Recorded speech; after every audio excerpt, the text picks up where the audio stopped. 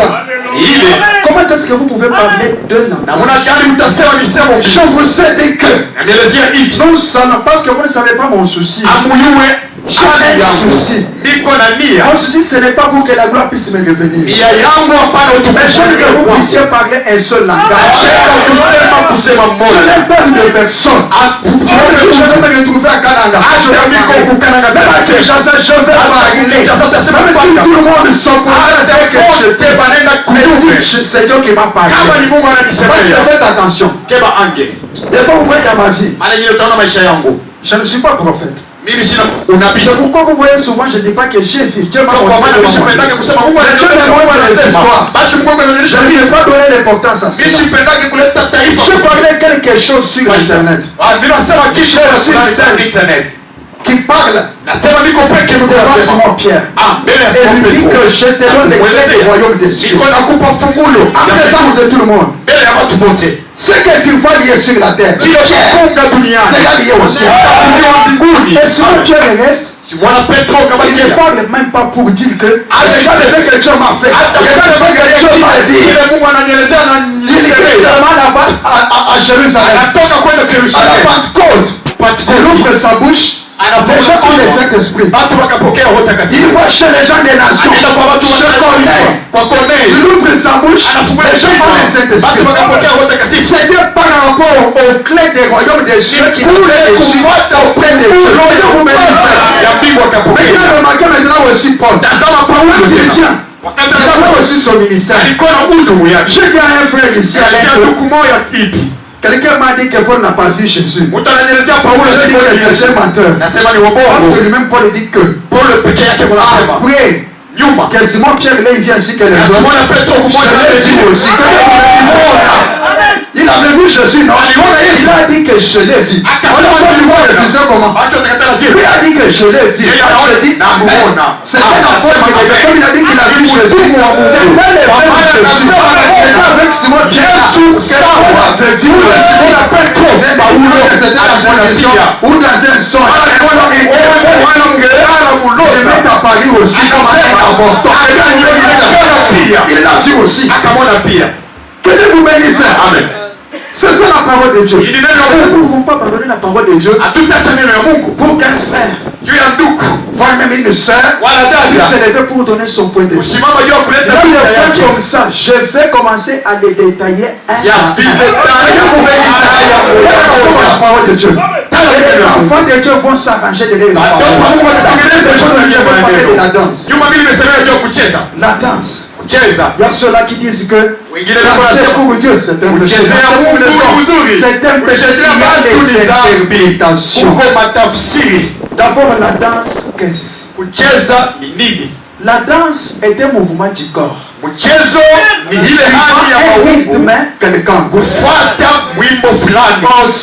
un son, à la voix. C'est-à-dire que si tu es menuisier, et que Dieu est en train de se donc tu es impulsé par quelque chose. Ça te pousse à danser. Mais vous ne pas se lever pour dire que la danse est un péché. Vous savez que vous avez inventé un péché. Vous avez pris un fardeau. Même vous, vous ne saurez même pas supporter. Parce qu'il y a... N'inventez pas les péchés. Je vais s'y aller petit à petit. Je vais démontrer les Écritures. Et j'entendrai enfin que celui qui a aussi l'Écriture Dieu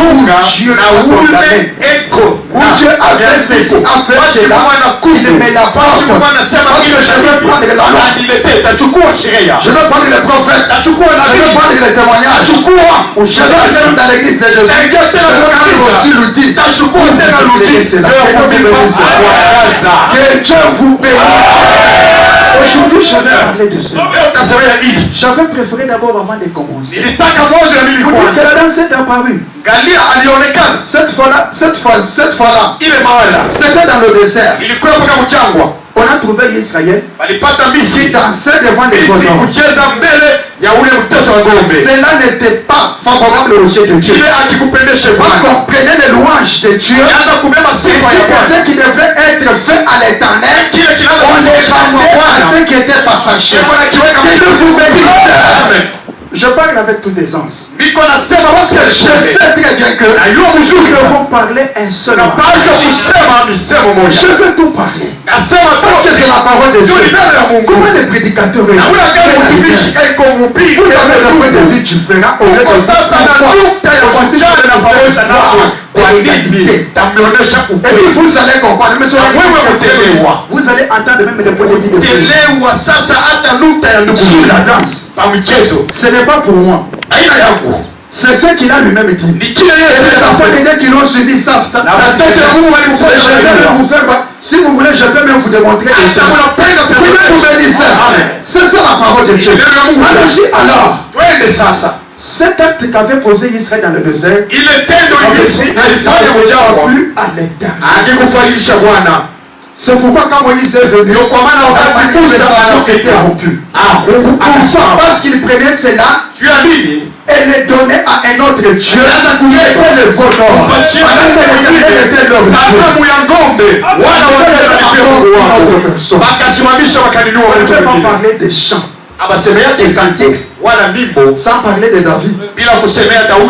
Parce que je dirais que David c'est l'inventeur même d'une véritable musique que nous avons. C'est lui David. Quand on chantait dans les temps anciens, on le faisait de la même manière. Mais quand David est venu, il a donné de la lumière. Il a demandé comment est-ce qu'il faut louer. Je vous comprenez d'abord la Bible. Tu nous prends des Samuel. Chapitre 6. 2 Samuel. Chapitre 6. Tu vas commencer à partir du 20e verset jusqu'au verset 22. David s'en retourna pour bénir sa maison. Et Michal, fille de Saül, sortir à sa rencontre.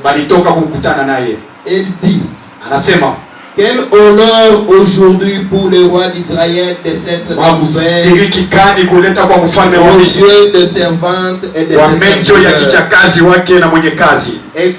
Et comme se découvrirait un homme de rien. David répondit à Michal: c'est devant l'Éternel qui m'a choisi de préférence à ton père et à toute sa maison,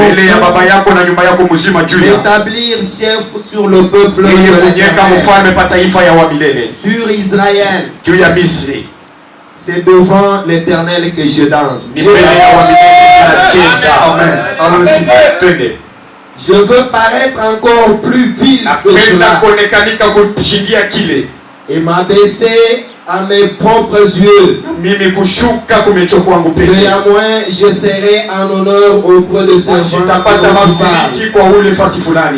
Oh Michal, fille de Saül, n'eut point d'enfant jusqu'au jour de sa mort. Faites déjà attention à ces niveaux. David s'est levé. C'était à une seule occasion que Dieu avait faite. Et cela était apparu comme étant la gloire d'Israël. Vous savez, c'était quelle occasion? David avait procédé à une histoire qu'il avait reçue. C'est-à-dire qu'il avait déposé l'arche de l'alliance de Dieu sur les champs. Et il y a eu le chèque en Israël. David est venu pour remettre l'arche de l'alliance de Dieu sur les épaules des sacrificateurs. Et David a vu la victoire. Il a vu la gloire de Dieu. Il a commencé à avancer. C'est la gloire d'Israël. Et le peuple était en train de chanter. Et louer Dieu qui avait annoncé les prières. Il y avait le chèque. Et par là David, qui était un roi, donc tout le monde commençait par danser devant lui. Parce qu'il y avait déjà un système qui s'était établi. David de femmes. Qui dansaient devant. Déjà, il faut vous dire que Saïd a tué ses fils. Ses djinns. Ces femmes-là. Maintenant, quand David est venu, il était le roi. Israël, la place était ainsi du mépris. Celui qui dansait n'avait pas de la valeur. Donc il devrait être esclave ou un subalterne. Il devrait être devant le roi. Mais le roi David, c'est la commandée, il s'est réduit, il commence à danser. Et par là, sa femme était la première à la quand tu les condamnes, tu les condamnes avec qu'il est écrit ou qu'il a péché. Il faut garder ses émotions, ses émotions. Il dit à David qu'elle va défendre le peuple. Il a prévu tout honneur. Pour dire que je sais très bien que c'est devant l'Éternel qui m'a choisi. Au détriment de ton père et de tous les pères. Pour m'établir roi sur Israël. Que j'ai dansé. Et non défendre un homme. Faites attention, bien-aimés. N'appelez pas péché ce qui n'est pas péché. Parce que le péché, c'est péché.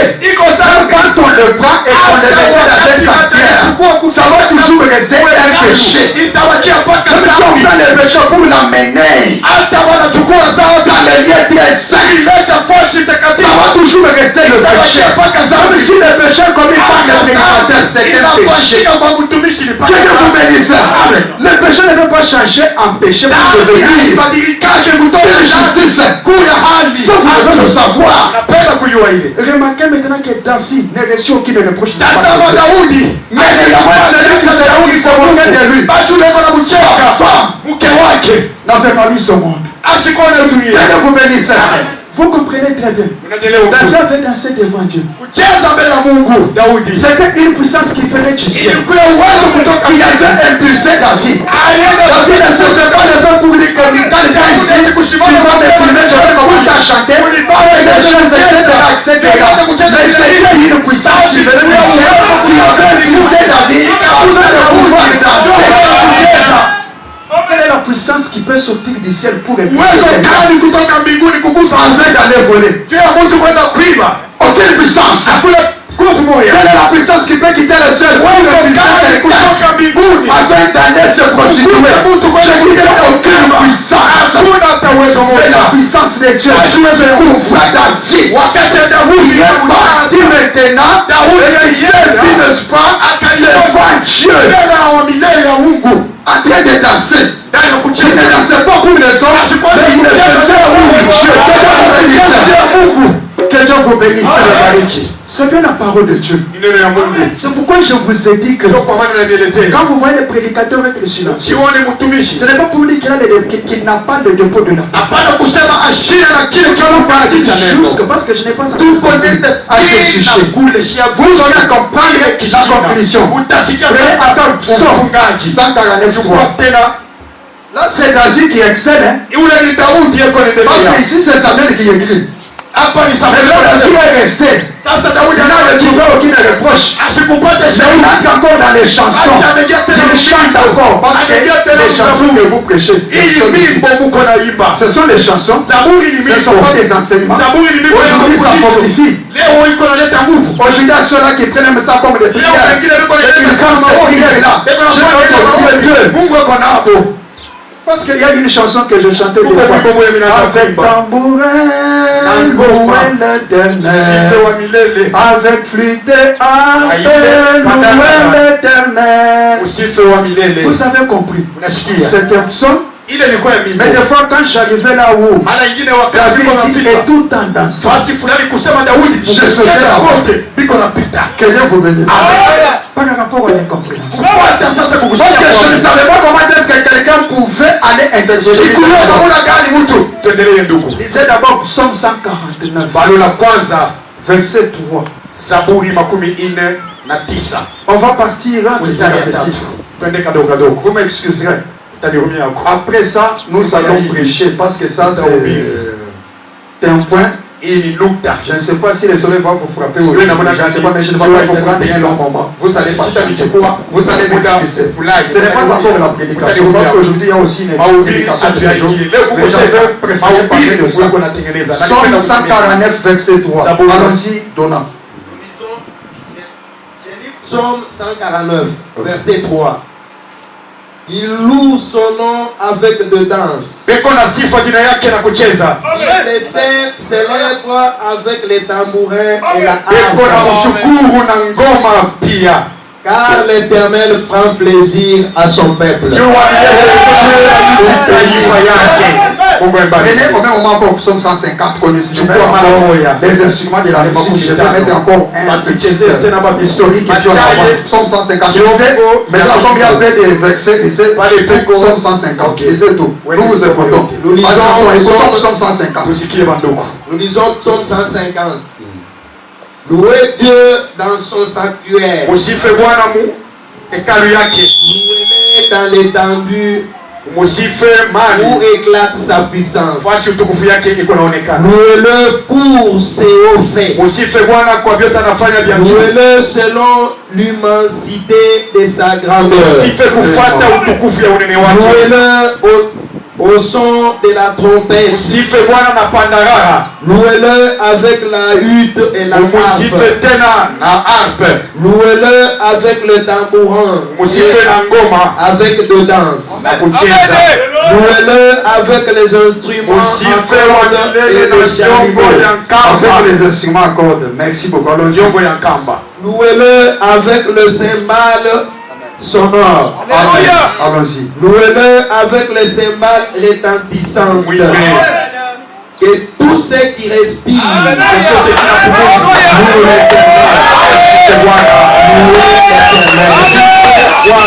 Amen. Que Dieu vous bénisse. Frère Ludi disait souvent, il n'y a aucun argument contre la vérité. Puisqu'on peut monter contre la vérité, ce ne sont que des histoires montées de toutes pièces. Parce que la vérité, je vous ai dit la fois dernière que nous ne pouvons pas être là. Arrêtez de dire que la vérité sort, la vérité sort.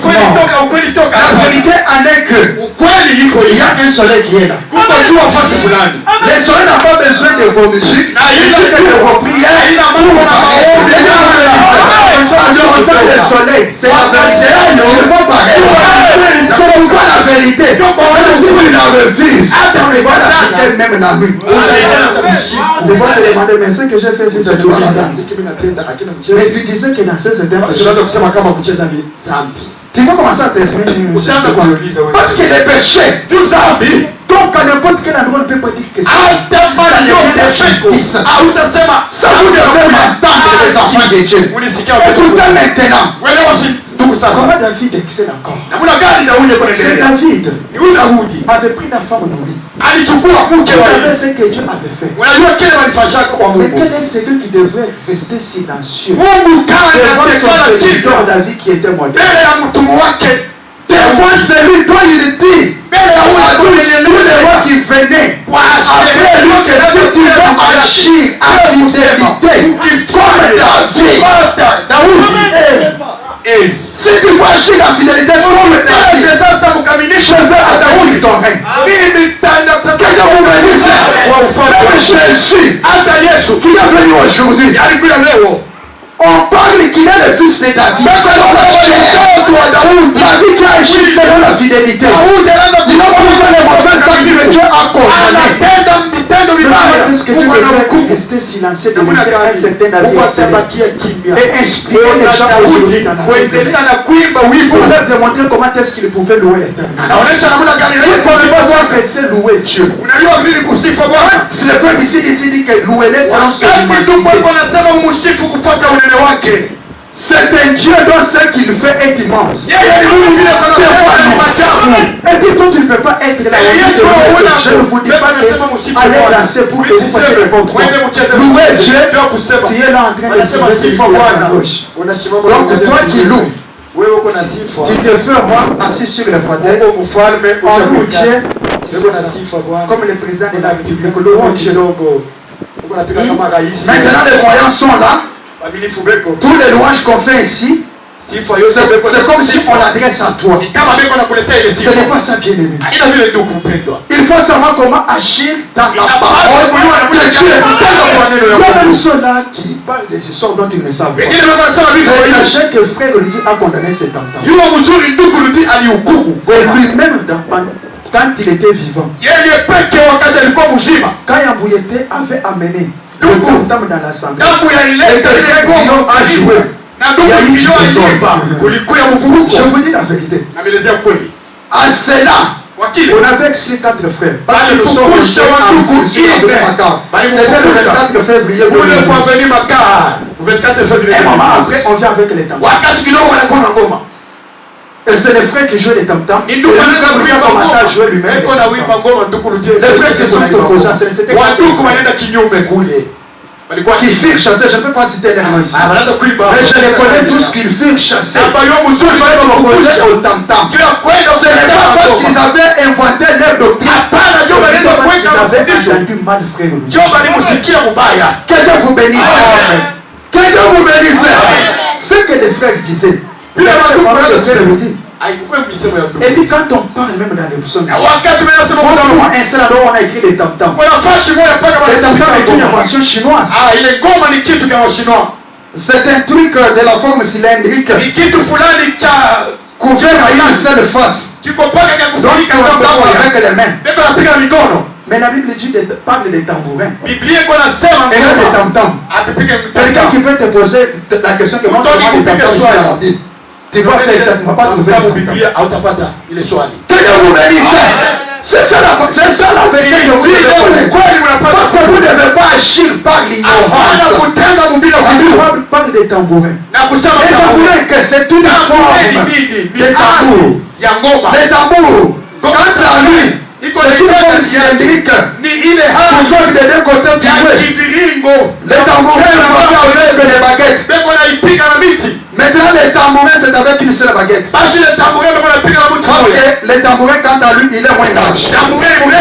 Que Dieu vous bénisse. Amen. Il est moins large. Les tambourins. Que Dieu vous bénisse. Si vous voulez savoir les tambourins, allez chez les gens de Chimbangu. Ce sont là les tambours. Ce sont là les tambours. C'est ce que la Bible dit. La harpe, vous savez c'est quoi? C'est un instrument à cordes. Que Dieu vous bénisse. Maintenant, ces histoires ont été inventées. Pas par les enfants de Dieu, mais par les enfants de Dieu. Qui en faisaient des fois l'usage diabolique. Maintenant, nous savons très bien qu'avec les instruments, qui n'ont pas la parole de Dieu, nous avons loué notre Dieu. Même le micro ici ne peut pas être utilisé. Même lui disait que ça, je vous dis. Vous croyez connaître le frère de Christ que nous. Et Moïse criait devant des personnes dans les déserts. Je vais crier. Que Dieu vous bénisse. C'était ça sa parole, non? C'est ce qu'il disait. Vous comprenez? Heureusement que le micro est entré pendant que lui était là. Mais nous, on comprenait, on discutait. Parce qu'on était des brebis et non des en fonction de l'assemblée. Comment avec des personnes on peut chercher des micros? Des instruments, des haut-parleurs, des personnes. Ça devient une publicité. Ça devient autre affaire. C'est pourquoi il condamnait ça. Mais quand le moment est venu, nous avons vécu la vérité, il condamnait les systèmes. Tout comme les enfants, c'est là où il y a les instruments, c'est là où il y a Dieu. Que Dieu vous bénisse. C'est pourquoi, quand vous voyez un point de la parole, il ne faut pas essayer de l'interpréter. Vraiment chercher la base de la Bible. Est-ce que vous avez une écriture? Parce que c'est un prédicateur. Ce que je vous dis ici, nous avons partagé des fois avec le prédicateur Trio. Nous en avons parlé. Ça c'est clair. Que Dieu vous bénisse. Nous en avons partagé. Maintenant, quand tu as un problème, wakati Ne niko t'élève pas hapo pour aller à un frère pour lui dire n'importe quoi. hapana kwenda kuuliza ndugu Mais kuelezea si c'est nini un acte hata de vitendo notre prédicateur. ya Allez mtumishi demander de notre mwingine prédicateur. wewe koma Parce watu que c'est lui qui mwingine doit expliquer un autre yeye ataleta un autre incroyable. hapana mwingine wana wa Qui miliki doit expliquer un autre. anapaswa kuleta C'est matafsiri même Simon Pierre. lakini J'ai demandé la question sur les écrits. C'est posé la question. jiuliza Sur swali les écrits de Paul. maandiko ya Paulo Et dans ce qu'il écrit, je vois, il y a une forme d'intelligence. hivi vyote kunaandika Il écrit des trucs elimu difficiles. fulani D'où il faut avoir l'esprit de Dieu inapaswa pour pouvoir les déchirer. kuja kwenda Pour ceux qui kuona l'entendaient, Paul, il y a toujours des kusikia difficiles. Paulo eko naona paka C'est nguvu tout comme toi, tu peux entendre un prédicateur. kama wewe S'il y a des points unafanya difficiles, kama kuko ndugu il faut ya aller auprès de notre prédicateur. hapana kwenda kwa mtumishi S'il y a mwingine un point difficile, kama kuko le ndugu ya prédicateur nguvu va même pour demander à Dieu. wewe hata mtumishi kuuliza Ce Mungu n'est pas pour plaire aux gens qui nous hapana ndio disent. kufurahisha watu tuko Parce que je ne peux pas inventer en doctrine ici. mimi sitaenda Je ne peux pas inventer mes péchés. sitafanya dhambi yangu hapa Parce que tous ceux qui seront détruits à cause de ce péché, chombe dans mon corps, kile dhambi kitegea mundani tout celui qui sera attristé par ce péché, yote atazunini ile dhambi attira dans mon corps, parce que c'est moi qui ai inventé ce péché. atajiuliza ni mimi ndio ninaumba ile Comment est-ce dhambi que nous avons eu toute une liste de péchés? Moi, je veux aussi me mettre la main, afin de pouvoir aussi inventer les péchés. Cela ne peut pas se faire des enfants de Dieu. C'est pourquoi nous, les enfants de Dieu, nous sommes dans la parole. Et remarquez que David a excellé. tazama Daudi alisonga mbele Il l'a fait, yanapenda il a trouvé le bonheur en cela. anapata heri Qui mkile donne la condamnation, il parle maintenant aux gens qui faites aussi ça. eko nenda kwa watu wanabelezea mfalme pia Que Dieu vous bénisse. Il dit aussi aux gens de les faire. anabelezea watu mfalme mfalme pia ucheze Quand je le dis comme ça, je n'ai pas ma honte. wakati nasema bila sina haya Je ne peux pas dire que je vais attrister quelqu'un. Si Sina je kwa vais kusema attrister Mungu parce que je lui ai dit la vérité. Pourquoi toi tu ne veux pas qu'on puisse louer Dieu? asipende C'est tuseme pourquoi parce que je n'ai pas encore conclu. hapana mimi Nous ne sio pouvons pas mettre n'importe quel climat au milieu des hatutenda kuweka enfants. hali yoyote katikati ya watoto wa Mungu Je sais très bien que vous avez les points. na hiyo uzuri mko na nukta Je parlais ici des instruments. nasema hapa juu ya vyombo Parce que vous savez vous-même, unaona il y a des wewe fois des instruments qui ana sont ingine connaissés. kuko vyombo amuyu Les synthés ici. hii sente D'abord, il faut être un musicien pour ana ingine savoir anapaswa kuya miziki anajua kuona hii Je ne peux sente pas être un charlatan élevé pour hapana kusimama uyue kitu kusema ili ni vyombo kani Parce que dans ce synthé, je vais lui dire que oui quand les sente tam-tams dans ce synthé, namwelezea pika ngoma mule utacheza si je veux lui dire que siffle dans ce synthé, ikimwelezea pika sifle hata tusifle utacheza tous les instruments sont combinés maintenant. vyombo vyote viko ndani ya sente La harpe, hata l'accordéon, hata accordeon l'acoustique, hata tout se acoustique trouve dans ce synthé. vyote viko Que Dieu vous bénisse.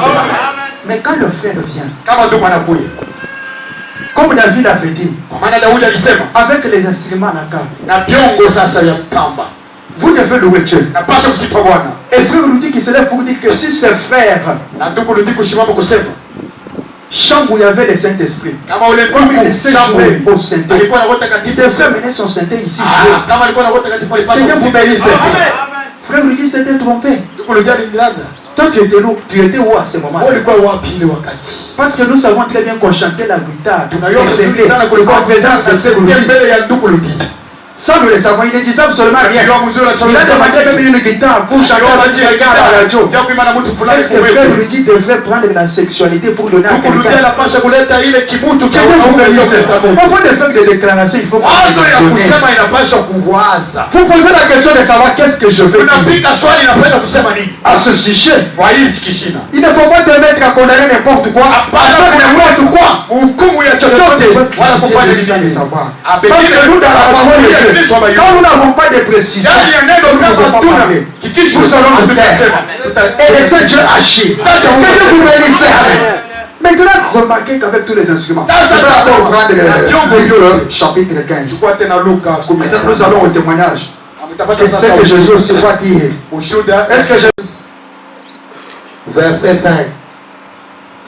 Lorsqu'il l'a retrouvé, il la met avec joie sur ses épaules. Et de retour à la maison, il appelle ses amis et ses voisins. Réjouissez-vous avec moi, car j'ai retrouvé ma brebis qui était perdue. Amen. Que Dieu vous bénisse. Amen.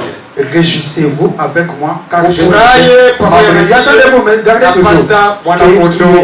Attendez, il parle là-bas de la réjouissance. Maintenant, va au verset 24 et 25.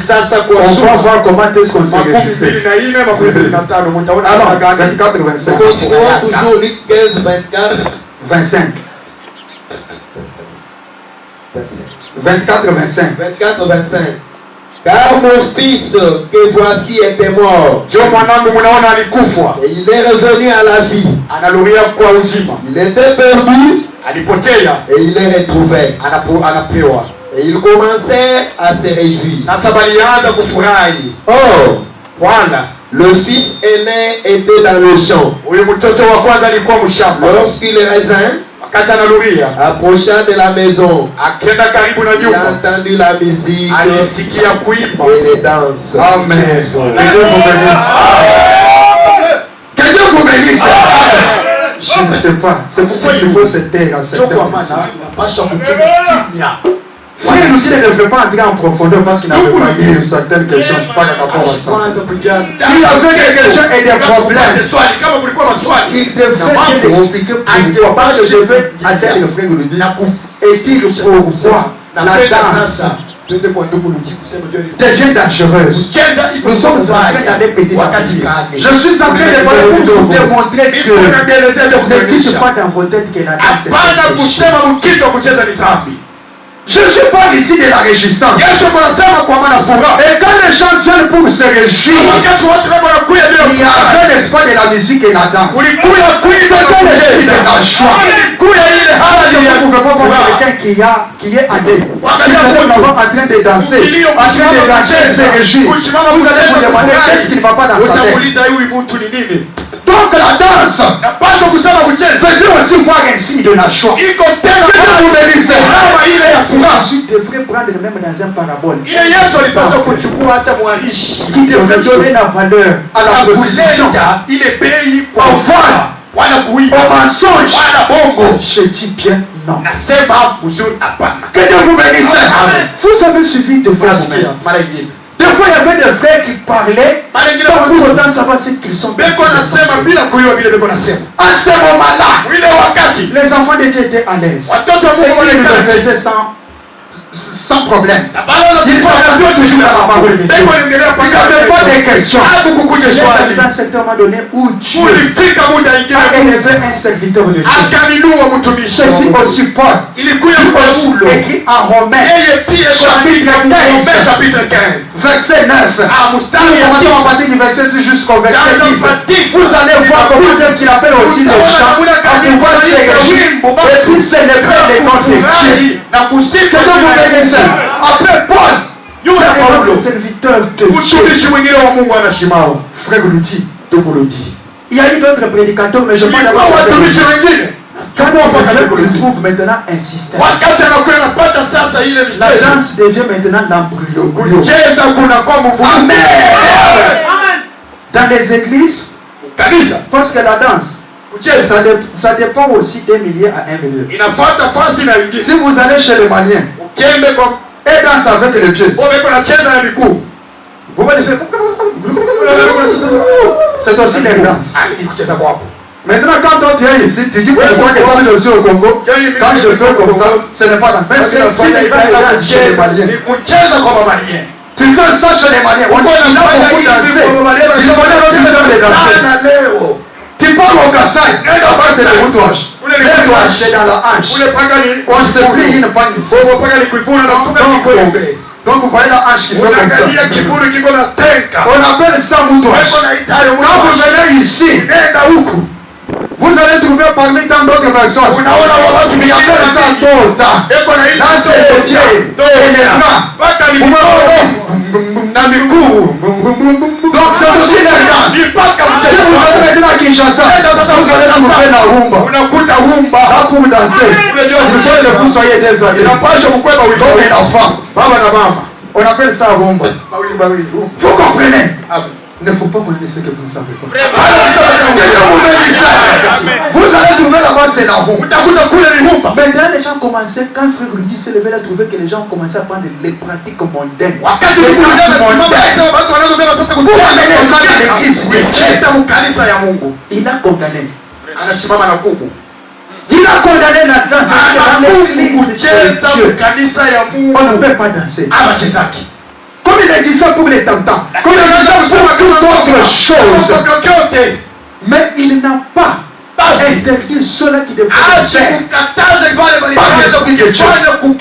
Parce que nous avons vu un frère qui est arrivé au milieu de nous. Il était expulsé par les Saint-Esprit. Il a commencé à danser les autres prophètes. Frères l'ont condamné. Mais le Dieu il n'avait pas condamné.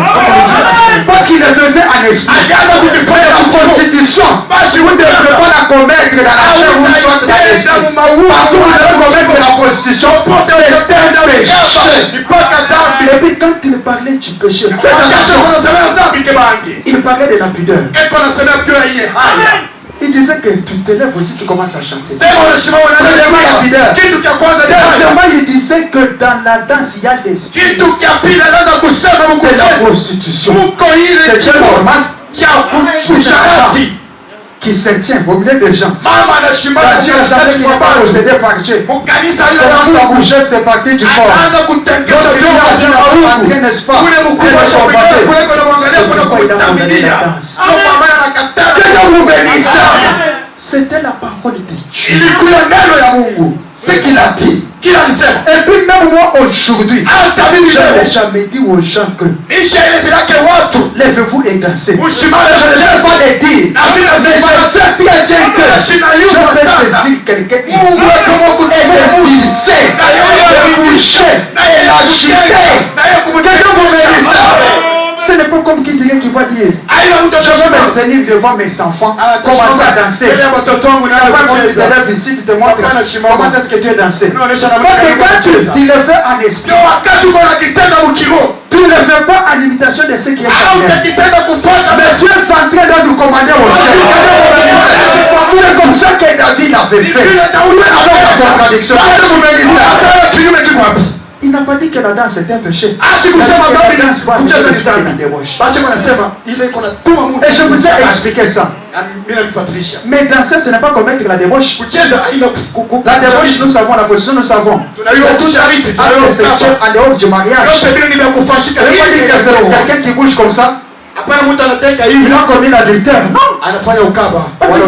C'est pourquoi faire attention. Remarquez ce que frère lui dit. Regardez comment est-ce que la danse avait pris une autre allure dans cette histoire. Mais un enfant de Dieu peut être impulsé. Il peut être agité. On peut entonner une chanson comme ça. Il faut créer un mouvement. Pour ça, par le Saint-Esprit, être agité. Et pratiquer cela pour Dieu et non pour les hommes. Ce n'est pas un objet de la préméditation. Pour dire que aujourd'hui quand j'irai là-bas, aujourd'hui ils vont voir. Je vais qu'il limiter. Je vais prendre le water. Non, moi je vais prendre pour un moto. Ce qu'il faisait, ce n'était pas par préméditation. C'est pourquoi quand ton esprit te pousse à une dans l'église de Dieu, il y a l'agitation qui vient de Dieu. Les qui sont agités. Danser, ce n'est pas un péché. Avoir tous les 5 sens. C'est venir pour danser. C'est ce qu'on appelle manque de pudeur. Signification. C'est une retenue. Qui consiste en péché, ce qui peut demander, ce qui peut créer l'embrassement. Vous avez compris. C'est-à-dire, quelqu'un peut se lever comme ça. Aller à un mur, commencer à pisser. Il n'a pas la pudeur. Mais n'allez pas vite pour dire qu'il a péché. Parce que tu peux être totalement malade. Tu ne parviens même pas à retenir tes péchés. Dans les habits. en présence des gens. Demandez ceux qui ont gardé les mandats. D'autres parviennent même à faire les besoins dans les habits. Mais toi qui disais que faire les besoins dans les habits, c'est un péché. Les péchés, mon frère, que tu sois pas, tu ne les commettras pas. Tu ne les commettras pas. Parce que c'est un péché. Uriner, ça peut devenir. Il y a des gens qui ne peuvent pas. Ne pas retenir leurs yeux. Vous m'excuserez ce que je fais ici. Je n'avais pas préféré. Tu ne peux pas être au milieu de gens comme ça, dégager une mauvaise odeur. Dégager une mauvaise odeur. C'est seulement un manque de pudeur. Mais quand Paul écrivait des attentions, il dit aux Corinthiens que les impudiques, les ravisseurs, les voleurs n'entreront pas dans les royaumes des cieux. Nous ne ferons pas les Saint-Esprit. C'est là où que vous avez fait la confusion. Pudeur, ce n'est pas l'impudicité. Un impudique, parce que l'impudicité et la pudeur, ce sont les antonymes. Vous comprenez?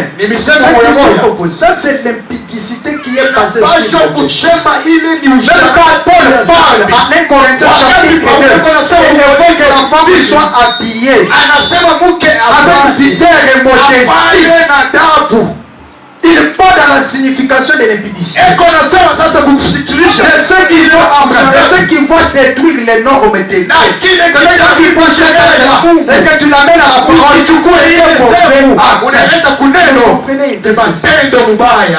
pour vous dire que nous ne pouvons pas condamner n'importe quoi. C'est tout de même dans l'église de Dieu. Quelqu'un ne peut pas se lever comme ça, comme ça. Mais quand quelqu'un se lève ici, et donne un message, on ne va pas les faire taire. Mais vous ne pouvez pas vous lever, faire taire n'importe quel mouvement. Là, vous allez prendre le dos et les mettre dans un seul temps. Comprenez maintenant ce que c'est la danse. Vous comprenez? Vous avez toute la lumière. Ne vous levez pas pour connaître provenant des frères. Nombre 25, on continue avec le verset 6. Oui. Et voici un homme des enfants d'Israël vient et amena vers ses frères une Médianite sous les yeux de Moïse et sous les yeux de toute l'assemblée des enfants d'Israël. Tandis qu'il plairait à l'entrée de la tente d'assignation. À cette fille, Phiné, fils d'Éléazar, fils du sacrificateur Aaron, s'éleva du milieu de l'assemblée et prit une lance dans sa main. Il suivit l'homme d'Israël dans sa tente et il les versa tous les deux. L'homme d'Israël puis la femme par le bas ventre et la plaie s'arrêta parmi les enfants d'Israël. Il y en a eu 24 000 qui mourirent de la plaie. L'Éternel parla à Moïse et dit: Phiné, fils d'Éléazar, fils du sacrificateur Aaron, a détourné ma fureur de dessus les enfants d'Israël. Parce qu'il a été animé de mon zèle au milieu d'eux. Mais je n'ai point dans ma colère consumé les enfants d'Israël. Amen. Ça va, arrêtez-vous là.